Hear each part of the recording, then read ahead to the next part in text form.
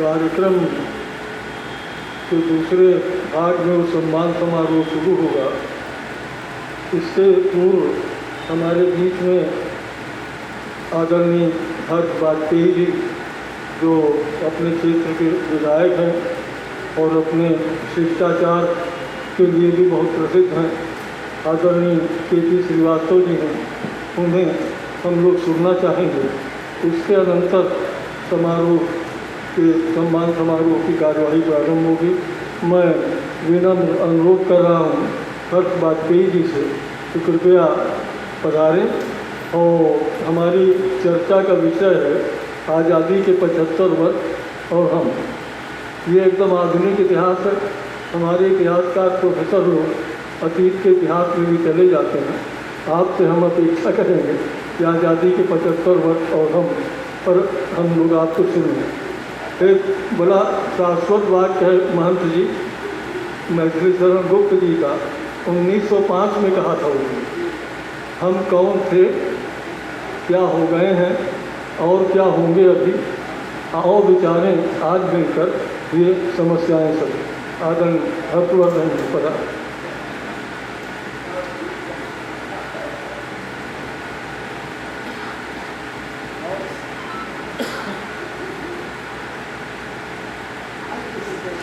बहुत बहुत धन्यवाद पांडे जी। हम लोग बचपन से, जब हमारा पूरा परिवार कांग्रेस में था, आपके साथ संघर्ष करता था, तब से आपकी किताबों को, आपके लेखों को, आपने जो, चाहे वो छात्र संघ का हो, चाहे प्रयागराज का इतिहास के बारे में जो जो लिखा है, उसको पढ़ते आए हैं और उसको विभिन्न जगहों पर कोट करते आए हैं। आज मैं अभी देर से आया, लेकिन दुबे जी को सुना, जो मेरी मदर के कोलीग रहे हैं एंशिएंट हिस्ट्री डिपार्टमेंट में। अभी पिछले वर्ष मेरी मदर भी रिटायर करी हैं एंशिएंट हिस्ट्री से, डिपार्टमेंट से। तो आपकी उद्बोधन को सुनकर ये मन में ख्याल आया कि शायद मैंने मिस किया, मुझे और पहले आना चाहिए था, क्योंकि जिस लाइन में हम लोग हैं उसमें एम्प्टी उद्बोधन, जिसमें बस तालियों के लिए लोग कुछ भी बोल जाते हैं, वो ज़्यादा सुनने को मिलता है। और तत्व की बातें, चिंतन की बातें, इंटेलेक्चुअल बातें, मार्गदर्शन जिनसे मिले समाज को, हम लोगों को, वो बहुत कम मिलता है। खैर, आप लोगों का आशीर्वाद मुझे मिला, मुझे आप लोगों ने बुलाया, इसके लिए मैं धन्य हूँ। और इस प्रांगण में आके धन्य हूँ, जिसके बारे में मैंने बचपन से इतना कुछ सुना है। मैं हमेशा कहता हूँ कि महादेवी वर्मा जी, हरिवंश राय बच्चन जी ज़्यादातर भारतीयों के लिए, सभी भारतीयों को जानते हैं, गोरखपुर के लोग भी जानते हैं, जबलपुर के लोग भी जानते हैं, लेकिन सबके लिए ये ऐसे फिगर्स हैं जिनको उन्होंने किताबों में पढ़ा है, स्कूल में पढ़ा है, कॉलेज में पढ़ा है। लेकिन एज अ चाइल्ड मेरा सौभाग्य रहा है कि मैं अपने परदादा को भी जानता रहा हूँ, अपने दादाजी को भी। मेरे परदादा जी मेरे बेस्ट फ्रेंड थे। जब मैं मेरी 7वीं या 8वीं क्लास में रहा हूँगा जब उनकी मृत्यु हुई। आखिरी राजा होते थे बांग्लादेश में, जहाँ पे हम लोग की राज्य था जब हम लोग आज़ादी में भारत आए 75 साल पहले। तो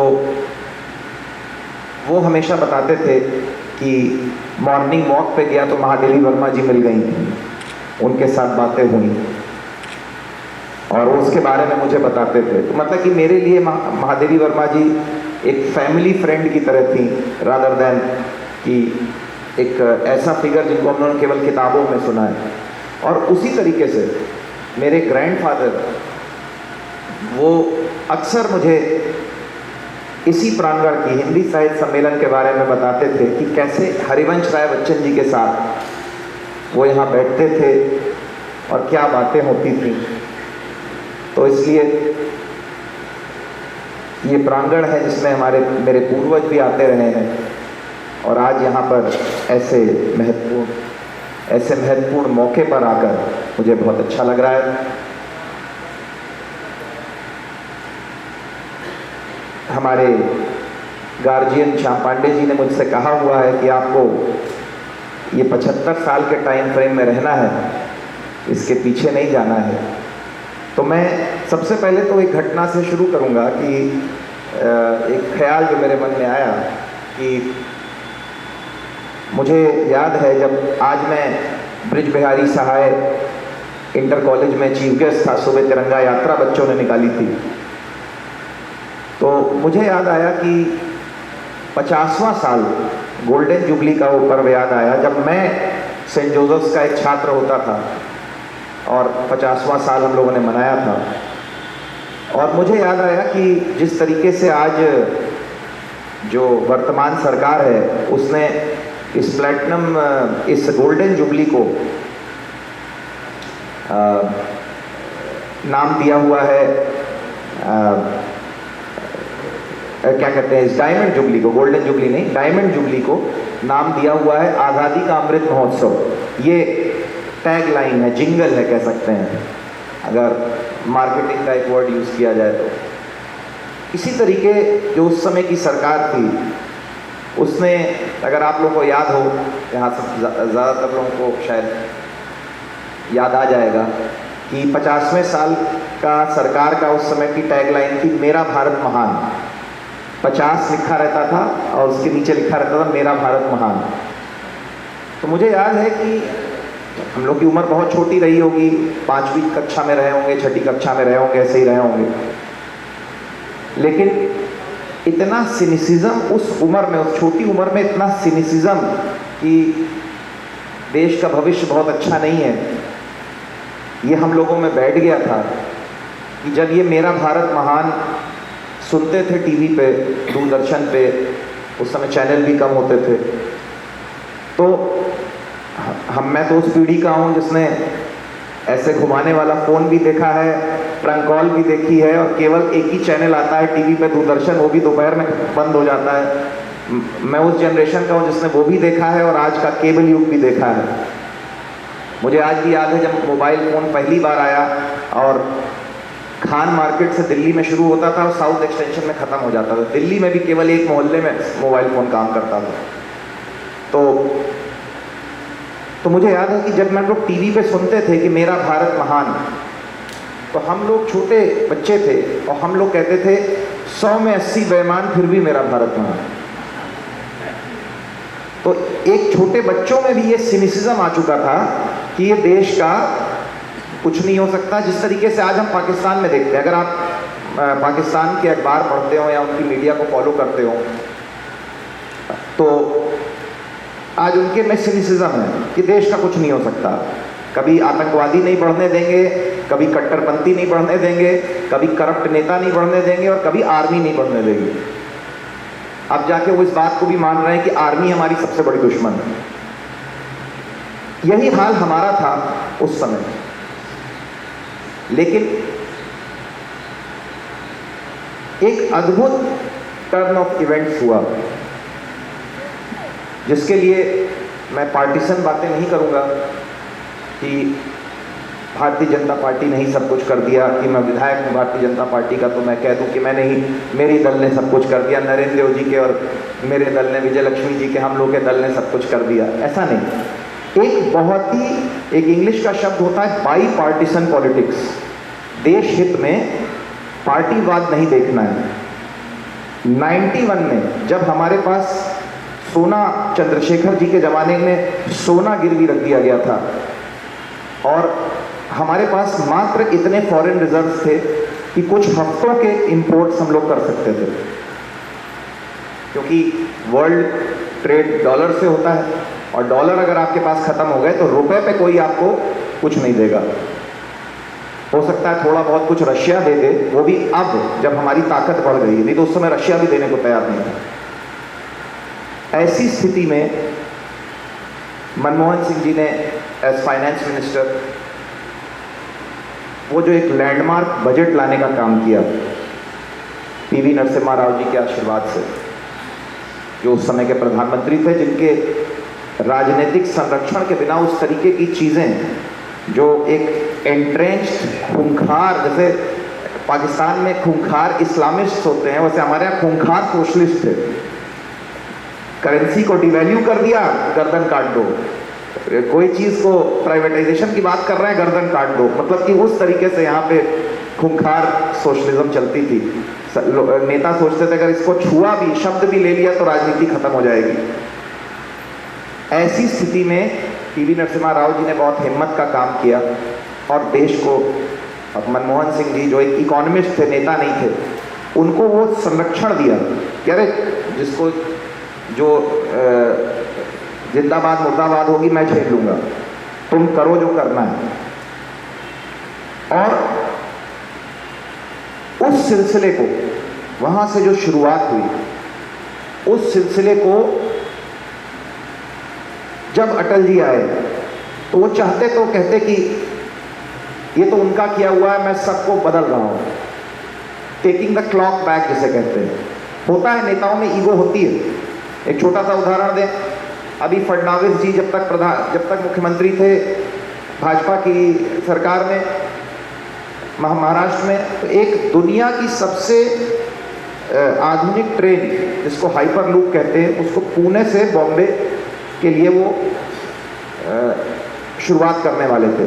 ये ट्रेन 1000 किलोमीटर की स्पीड से चलती है, 1200 किलोमीटर की स्पीड से चलती है प्रति घंटा, प्लेन से ज़्यादा फास्ट। आप आधे एक घंटे में दिल्ली पहुंच सकते हैं इस ट्रेन से, प्रयागराज से। और जैसे ही शिवसेना की सरकार आई, उन्होंने कहा नहीं नहीं, ये तो भाजपा का प्रोजेक्ट था, इसको ठंडे बस्ते में डाल दो। उसको ठंडे बस्ते में डाल दिया गया। मैं योगी जी के पास तुरंत गया कि ये फडणवीस जी का प्रोजेक्ट था, वहाँ नहीं हो पाएगा शिवसेना की वजह से, अब आप इसको परस्यू करिए। और बहुत अच्छा रिस्पॉन्स दिया योगी जी ने, और बहुत जल्दी वो प्रोजेक्ट आपको यूपी में भी दिखेगा। तो मेरा कहने का मतलब है कि अटल जी चाहते तो कहते कि उस समय मनमोहन सिंह जी ने शुरू किया है, उसको ठंडे बस्ते में डाल दो। और जैसे कि मैंने बताया, यहाँ पे खूंखार सोशलिज्म का ऐसा माहौल था कि बड़ी तालियां बजती, बड़ी कहा जाता कि गरीबों के मसीहा हैं, चाहे फिर से वही स्थिति आ जाती कि हमारा सोना गिरवी हो जाता। और उसके बाद जुगलबंदी करते हुए कि अब आगे बढ़ना है, पीछे नहीं। अटल जी की सरकार, उसके बाद मनमोहन सिंह जी की सरकार, और 2014 से एक ऐसा मोमेंटम उसमें मोदी जी ने डालने का काम किया है। उदाहरण देता हूं आपको कि कैसे जुगलबंदी हुई इस पीढ़ी के नेताओं में, जो पहले नहीं होती थी। ये आधार स्कीम और इसको लिंक करना डायरेक्ट बेनिफिट ट्रांसफर से, कि डायरेक्ट लोगों को गल्ला मिल जाए, डायरेक्ट लोगों को एलपीजी की सब्सिडी मिल जाए। इसको जैम ट्रिनिटी करती थी। ओरिजिनली चिदम्बरम जी का आइडिया था जब वो फाइनेंस मिनिस्टर थे, लेकिन कोएलिशन पॉलिटिक्स की वजह से वो इसको लागू नहीं कर पाए। सोचा उन्होंने, आधार कार्ड की नींव रखी गई, लेकिन उसको कभी लागू नहीं कर पाए। फूड सिक्योरिटी एक्ट लाए, लेकिन फूड सिक्योरिटी एक्ट से लोगों के, गरीब आदमी के किचन तक गल्ला नहीं पहुंचा पाए। नीडेड था मैन ऑफ एक्शन। जब वो सरकार गई तो जो कमी थी पिछली सरकार में एक्शन की, इंटेलेक्चुअली बड़ा साउंड प्रोजेक्ट था, लेकिन उसको इंप्लीमेंट नहीं कर पा रहे थे। एक मैन ऑफ एक्शन की जरूरत थी। मोदी जी है, आपको याद होगा वो दिन जब एक एक बैंक मैनेजर को कहा गया खेत में जाओ, टेबल लगाओ और लोगों का अकाउंट खुलवाओ। जो काम सालों में नहीं हो पा रहा था, वो महीनों के अंदर में खत्म हो गया। सबके कार्ड बन गए, सबके अकाउंट खुल गए। और पूरी दुनिया आज हमारे यहाँ सीखने आ रही है कि 1.4 बिलियन की कंट्री और कोई भूखा नहीं मरा, क्योंकि और ये जुगलबंदी का एग्जाम्पल है। फूड सिक्योरिटी एक्ट लाई कांग्रेस पार्टी और उसको लागू करने का काम हमने किया। इस तरीके की चीजों को हमें आगे भी देखना चाहिए। हमारे लिए बहुत ज़रूरी है कि 75 साल में आगे हम लोग इसी तरीके की प्रोग्रेसिव सोच के साथ आगे बढ़े। आज अमेरिका रिसेशन की तरफ जा रहा है, यूरोप रिसेशन की तरफ जा रही है। केवल और केवल सारे अर्थशास्त्री दुनिया के कह रहे हैं केवल और केवल एक अर्थव्यवस्था है जो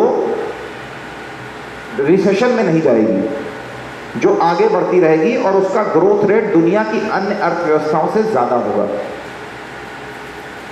आज उत्तर प्रदेश खुद में $1 ट्रिलियन इकॉनमी बनने के लिए काम कर रही है। बहुत बड़ी बात है। आप सोचिए, जब हम लोग 91 में जब हमारा सोना गिरवी था तो हमारी पूरे देश की जीडीपी $200 बिलियन थी। आज उत्तर प्रदेश अकेले $1 ट्रिलियन की इकॉनमी बनने का संकल्प ले रहा है और देश की इकॉनमी बहुत जल्दी दुनिया की सबसे बड़ी इकॉनमीज में से एक हो जाएगी। जो लोग हम पे राज करते थे, जो लोग कहते थे अंग्रेज, जो कहते थे कि इनको आज़ादी अगर दे देंगे तो ये कभी भी बहुत दिन तक आज़ाद नहीं रह पाएंगे, इनका इतिहास रहा है कि इनको तानाशाहों ने ही राज किया है। और उसको ये लोग कहते थे स्टील फ्रेम, जिनके नाम से स्टैनली रोड है। तो गवर्नर होते थे यूनाइटेड प्रोविंसेस के, इन्होंने अपने एक भाषण में ऑक्सफोर्ड में कहा, ऑक्सफोर्ड में नए आईएएस अफसर जैसे होते हैं, उस समय आईसीएस अफसर होते थे, तो ऑक्सफोर्ड में इनको बुलाया गया कि आपका पूरा करियर 40 साल 50 साल भारत में आपने सर्विस करी है, आप इन यंग लड़कों को, ये जो नए आईसीएस अफसर हैं, इनको बताइए कि भारत के बारे में, जिससे कि इनको कुछ सीखने को मिले कि जिस देश पे राज करने जा रहे हैं ये अधिकारी, इनको कुछ ज्ञान दीजिए। तो उन्होंने अपनी फेमस स्पीच में कहा, जहाँ पे वर्ल्ड कॉइन हुआ स्टील फ्रेम, कि इंडिया जैसा कोई देश है ही नहीं। उन्होंने अपनी भाषण की शुरुआत करी, there is no such thing as India. India, कई मुल्क हैं जिनको steel frame of the British empire ने बांध के रखा हुआ है। अगर उनका कहना था अपने भाषण में कि, और ये ब्रिटिश सोच थी और कई देशों की सोच थी, कि अगर ब्रिटिश संगीनों को हटा दिया गया, अगर उस तरीके का खौफ जिसके बारे में दुबे जी अभी बोल रहे थे, जो जिस तरीके से अंग्रेज़ों ने जब वापस इलाहाबाद को जीतने में जिस तरीके का कत्लेआम किया, मैंने भी उसके बारे में पढ़ा है। एक इंग्लिश ऑफिसर का पत्र मैंने पढ़ा है जो उसने अपनी वाइफ को लिखा है। और उस ज़माने में गैटलिंग गन इस्तेमाल करते थे, मशीन गन होती थी, इसको घुमा घुमा के फायरिंग की जाती थी, ऐसे गोल गोल घुमाते थे तो उसकी 6 नलियाँ होती थी, एक एक नली घूमती जाती थी और गोली फायर करती जाती थी। ये मशीन गन का ओरिजिनल रूप था, गैटलिंग गन कहते थे। तो उसने कहा कि मैं जो ये बर्मा से वो आई थी, स्टीम बोट्स जो आई थी, जो यहाँ दारागंज तक आई थी, तो उसने कहा मैंने इतने वहाँ पे लोगों को भूल दिया कि कोई भी इंडियन, जहाँ तक नज़र थी वहाँ तक हिंदुस्तानी थे, लेकिन जितने भी हिंदुस्तानी थे कोई भी जीवित नहीं था। ये उसने दारागंज का अपना दृश्य देखा है, अपनी वाइफ को पत्र में लिखा है, शाबाशी लेने के लिए कि मुझे शाबाशी दो कि मैंने इतना बड़ा कत्लेआम कर दिया ब्रिटिश एम्पायर के लिए।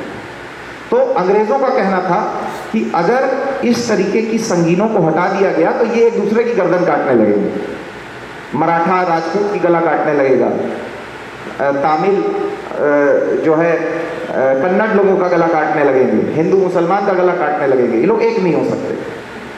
और आज हम क्या देख रहे हैं, और एक व्यक्ति था जिसने कहा कि इंडिया में जो रेल पटरियाँ थी वो इंग्लैंड से आती थी, रेल पटरी की जो स्टील थी, तो टाटा स्टील ने कहा कि अब आज़ाद देश में हम लोग रेल पटरी लगाएंगे, टाटा वालों ने कहा।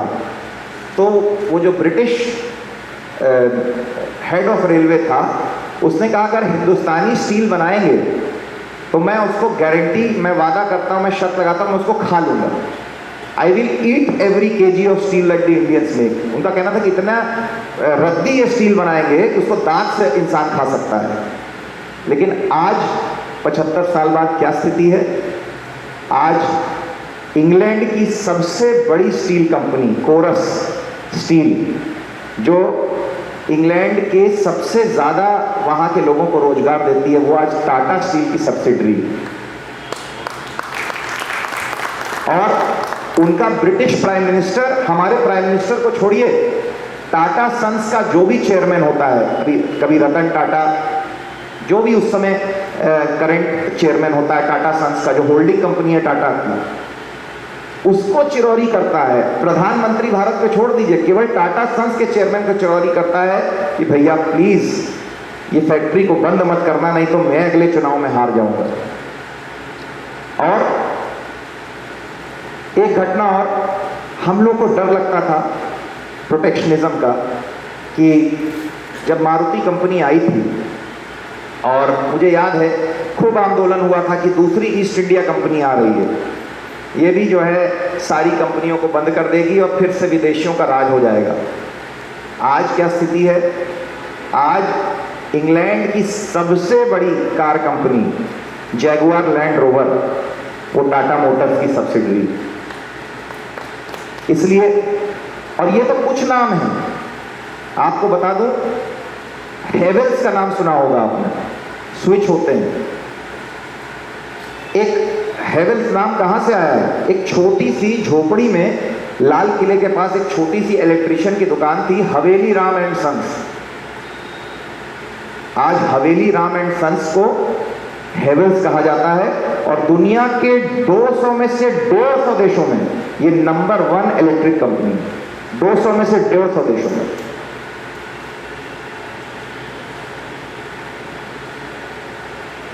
राजरतन ग्लोबल वायर, आपने कभी देखा होगा, टायर जब कटता है तो उसके अंदर लोहे के, उसके अंदर पतले पतले तार होते हैं। दुनिया की 60% टायर की में जो तार है वो एक गुजरात की कंपनी है जिसका नाम है राजरतन ग्लोबल वायर, वो बनाती है। ये सब तो कुछ उदाहरण है। इंडिया इतने आगे बढ़ चुका है, इतनी हमारी कंपनीज का इस समय लोहा दुनिया मान रही है कि आपको बताऊं, बिना अगर हमारी कंपनियां रिसर्च करना छोड़ दें, जो फॉरेन की बड़ी बड़ी कंपनियां हैं, फाइजर इत्यादि जिनका आप नाम सुनते हैं, दवा की कंपनियां, इनकी दवा की रिसर्च हमारे यहाँ डीवी लैब्स और इब्का लैब जैसी हैदराबाद की कंपनियां जो रिसर्च कर रही हैं, और जो वो बनाती हैं वही वो लोग दुनिया में बेचते हैं। वो दिन गया जब हम टेक्नोलॉजी टेकर थे, आज हम टेक्नोलॉजी क्रिएटर हैं। आज ब्रह्मोस 2 जो हाइपरसोनिक मिसाइल, जो 7 गुना स्पीड से उड़ेगी साउंड के कंपैरिजन में, 7 गुना कंपैरिजन में ब्रह्मोस दुनिया की फास्टेस्ट मिसाइल है, 2 गुना स्पीड पे उड़ती है। और ब्रह्मोस 2 हाइपरसोनिक मिसाइल 7 गुना स्पीड पे, मार्क 7 कहते हैं। और आज हमारी रिसर्च अमेरिका के रिसर्च के आगे है। अगर आज हमसे ज्यादा रिसर्च हाइपरसोनिक मिसाइल में किसी की है तो केवल रशिया की और चाइना की। अमेरिका से आगे हमारी रिसर्च है। तो कहने का मतलब कि हम लोग बहुत आगे आ गए हैं, किंतु इसमें भी कोई दो राय नहीं है कि गलत फैसलों की वजह से हम जहां हो सकते थे वहां नहीं हैं। हाँ, दुनिया की हम टाइगर इकॉनमी है, लेकिन ये टाइगर इकॉनमी का जो स्थिति है ये आज से 20 साल पहले हो सकती थी यदि हम लोगों ने जो फैसले 91 में लिए वो थोड़े और पहले ले लिए होते। देखिए, कोई भी चीज को करने के लिए संकल्प और चाहिए होता है। हम लोग बचपन से सुनते आए थे कि राम मंदिर का मुद्दा कभी सॉल्व नहीं होगा, आर्टिकल 370 कभी सॉल्व नहीं होगा। सब हुआ सॉल्व, संकल्प लेने की बात होती है। वही लोग कहते थे कि यूरोप के देश, कोई ऐसा आदमी नहीं आ पाएगा जो यूरोप के सारे देशों को एक करने का लोहा रखता हो। नेपोलियन ने 5 साल के अंदर में करके दिखा दिया। तो इसलिए संकल्प लेने की बात होती है। हम लोगों को 75 साल की राजनीति में 75 साल का देश का जो इतिहास है, उसमें जो क्रिटिकल गलतियां हुई हैं, जैसे कि हमारे फाउंडिंग फादर्स ने कुछ बहुत अच्छे काम किए। मैं अक्सर सुनता हूं कि जवाहरलाल नेहरू जी, अब मैं ना काफ़ी देर बोल चुका हूं, मैं अपनी फिनिशिंग की तरफ जा रहा हूं। एक सिनॉप्सिस, जो चीज़ पांडे जी ने मुझसे कहा, मैं क्विकली कुछ ऐसी घटनाओं पे नज़र डालूंगा जो कुछ हम लोग, जहाँ पे हम लोगों ने कुछ क्रिटिकल फैसले लिए जिसकी वजह से हम लोग आज यहाँ पर हैं। हमेशा मैं सुनता हूँ जवाहरलाल नेहरू जी के बारे में क्रिटिकल ओपिनियन लोगों का सुनता हूँ। जवाहरलाल नेहरू जी के बारे में और महात्मा गांधी जी के बारे में आज की पीढ़ी पॉजिटिव नहीं बोलती। मैं बड़ा दुखी होता हूँ। मैं हमेशा फैक्ट्स बताने की नौजवानों को कोशिश करता हूँ, लेकिन अब वो इतना ब्रेन वॉशिंग हो चुकी है कि उनके लिए तो ये सब वीक लोग थे। संकल्प नहीं था, कश्मीर दे दिया। अगर यूनाइटेड नेशंस ना गए होते तो कश्मीर पूरा हमारा होता। अरे महात्मा गांधी ने क्या किया, इस तरीके से एक गाल पे थप्पड़ मारो, दूसरा गाल दिखाने से हमें कौन सी आज़ादी मिल गई। ये सब चीज़ें बड़ा आसान है आज के कहना। जैसे कि हम लोग क्रिकेट जब टीवी देखते कहते विराट कोहली को ये शॉट मारना चाहिए था, गलत शॉट मार दिया इसलिए आउट हो गया। मैं होता तो वो वाला शॉट मारता। वो 0.01 सेकेंड में जब शॉट मारना होता और 1 लाख लोग चिल्ला रहे होते हैं, तब वो हाथ पैर वहीं रुक जाता, शॉट वॉट सब भूल जाते उस समय में। तो इसलिए बड़ा आसान होता है जज करना। अंग्रेजी की कहावत है, हाइंडसाइट इज 6/6। मतलब कि आगे आपको चश्मा लग सकता है, लेकिन पीछे की घटनाओं पे कमेंट करने में हमेशा आईसाइट आपकी परफेक्ट होगी कि नहीं ये होना चाहिए। तो हम लोग ग्लास को हाफ फुल देखते हैं। ठीक है, जवाहरलाल नेहरू जी ने, मैं भी मानता हूँ, यूनाइटेड नेशंस पे नहीं जाना चाहिए था उस समय। अगर हम लोग थोड़ा और लड़ते रहते तो शायद पूरा कश्मीर हमारा होता। लेकिन एक गलत फैसले से पूरी लेगेसी गलत नहीं हो जाती। आप ये बताइए, अंग्रेज़ों की एक जेल, खड़गपुर जेल को अगर IIT खड़गपुर ना बनाया होता जवाहरलाल नेहरू ने, तो क्या IITians होते? IITians ना होते तो क्या नंदन नीलेकर्णी और नारायण मूर्ति होते? ये लोग ना होते तो TCS और इन्फोसिस और ये सारी कंपनियां जिसमें हमारे और आपके घर के लोग पढ़ रहे हैं, काम कर रहे हैं और जिन्होंने इतना रोजगार देने का काम किया है, क्या ये होते? तो इसलिए हमें अच्छी लेगेसी भी देखनी है। आप सोचिए, जब अमेरिका के सामने पाकिस्तान सरेंडर हो गया था, सीएटो को साइन कर लिया था और उनका एक कठपुतली बन के रह गया था, उस समय हमने कहा कि भिलाई का प्लांट अगर रशिया स्पॉन्सर करेगा तो बोकारो का प्लांट अमेरिका स्पॉन्सर करेगा, रूरकेला का प्लांट जर्मनी स्पॉन्सर करेगा। हम लोगों ने कहा कि हम सबसे संबंध बनाएंगे, हम किसी एक देश से संबंध नहीं बनाएंगे, नॉन अलाइंड रहेंगे। Bhakra Nangal dam, Damodar valley corporation, ये सब चीज़ों का अगर नींव न रखी गई होती तो क्या आज भारत जो अपने में एक लोहा रखता है, हम दूसरों से नहीं कि हम दूसरों से कॉपी करते हैं, उसको करते हैं, हम खुद रिसर्च करते हैं। हमारी इंडस्ट्रीज खुद काम करती हैं, चाहे वो टाटा हो, चाहे वो अदानीज हो, चाहे वो इतनी ढेर सारी मेडिकल कंपनीज हैं, दवा की कंपनीज हैं। तो वो नींव रखने का काम हमारे फाउंडिंग फादर्स ने किया। और मैं ये कहता हूँ कि उसमें जो गलती हुई वो गलती थी, एक क्रिटिकल गलती हमने करी, और वो 1956 का इंडस्ट्रियल रेवोल्यूशन था, जिसमें हमने संकल्प लिया, हमारे देश ने संकल्प लिया कि commanding Heights of the economy public sector में रहेंगी, प्राइवेट सेक्टर को इनको कंट्रोल करने नहीं देना है। ये एक बहुत बड़ी गलती थी। साउथ कोरिया ने गलती नहीं करी, साउथ कोरिया हमसे भी बुरे हालत में था 1947 में, लेकिन साउथ कोरिया ने गलती नहीं करी और साउथ कोरिया आज टाइगर इकॉनमी है। आज हम सैमसंग का फ़ोन यूज़ करते हैं, हम हुंडई की कार यूज़ करते हैं। जी, मैं अब अपनी बात को, मैंने कहा ही था कि मैं अपनी बात को समाप्त करने जा रहा हूँ। ये एक क्रिटिकल फैसला था जो हमें नहीं करना चाहिए था उस समय। उसके बाद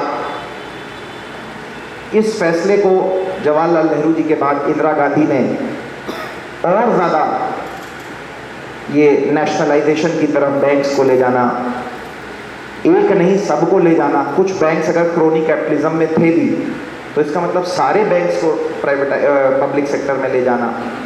इस तरीके के जो फैसले उस समय लिए गए, वही कारण था कि 91 में हमारी ये स्थिति आई। और मुझे बड़ा गर्व है कि 91 से भारत ने इतना परिवर्तन किया है।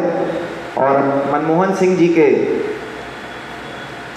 उन फेमस वर्ड्स जिसके साथ उन्होंने 91 का बजट प्रेजेंट किया था, उसी के साथ मैं अपनी बात की समाप्ति करूंगा कि no power in world can stop an idea whose time has come.